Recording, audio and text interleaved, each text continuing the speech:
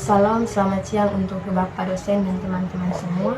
Perkenalkan, nama saya Amidato, NIM 103 20 25 0031, Prodi Manajemen Pendidikan, mata kuliah dasar-dasar manajemen pendidikan. Baik, di sini saya akan menjelaskan tugas yang telah saya kerjakan dan topiknya tentang manajemen kurikulum.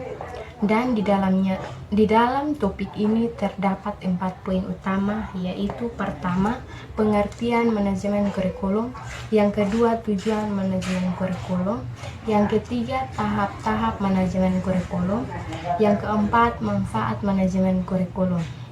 Mulai dengan yang pertama, yaitu pengertian manajemen kurikulum.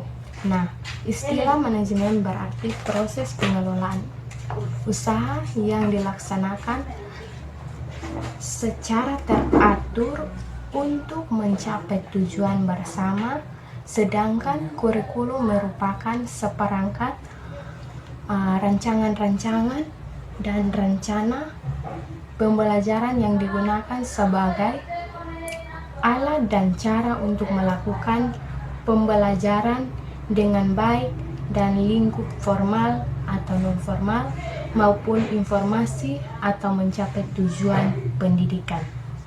Baik, tentang topik yang kedua, yaitu tujuan manajemen kurikulum. Tujuan manajemen dibagi menjadi 6 bagian. Yang pertama, untuk mengetahui apa yang dimaksud dengan perencanaan kurikulum.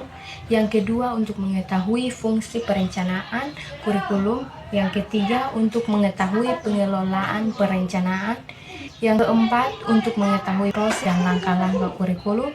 Yang kelima, untuk mengetahui pelaksanaan kurikulum. Yang keenam, untuk mengetahui penilaian kurikulum. Selanjutnya, poin yang ketiga, yaitu tahap-tahap manajemen kurikulum. Nah, tahap ini dibagi menjadi 4 bagian. Yang pertama, perencanaan atau planning. Jadi, perencanaan atau planning menetapkan kebijaksanaan, strategi, prosedur, program, sistem, serta metode dan anggaran untuk mencapai tujuan kurikulum. Yang kedua, pengorganisasian atau organizing, menyusun struktur organisasi dan kejelasan tugas, tanggung jawab, dan target yang harus dicapai oleh setiap komponen organisasi.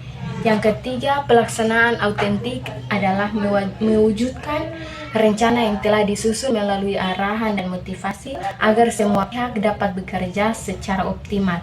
Yang keempat adalah pengawasan atau controlling, adalah mengawasi seluruh proses mulai dari perencanaan, pengorganisasian hingga pelaksanaan untuk memastikan semua berjalan sesuai rencana dan efektif.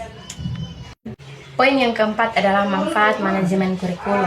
Jadi, manfaat manajemen kurikulum dibagi menjadi 7. Yang pertama, meningkatkan kualitas pendidikan. Yang kedua, meningkatkan efektivitas pembelajaran. Yang ketiga, meningkatkan keterlibatan siswa.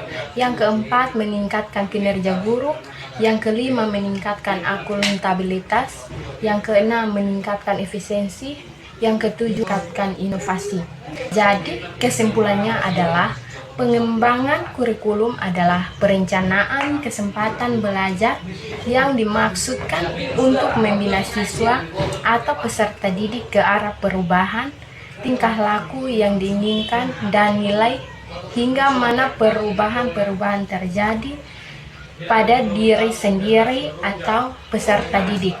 Fungsi perencanaan kurikulum ada 3, yakni sebagai pedoman atau alat manajemen sebagai penggerak roda organisasi dan tata laksana untuk menciptakan perubahan dalam masyarakat sesuai dengan tujuan organisasi sebagai motivasi untuk melaksanakan sistem pendidikan sehingga mencapai hasil optimal. Langkah dalam perencanaan kurikulum antara lain menentukan tujuan, memilih pengalaman-pengalaman pendidikan, organisasi dan integrasi, dan evaluasi terhadap efektivitas langkah-langkah perencanaan untuk mencapai tujuan yang telah ditentukan. Sekian dari presentasi saya. Terima kasih. Salam, selamat siang untuk Bapak dosen dan teman-teman semua.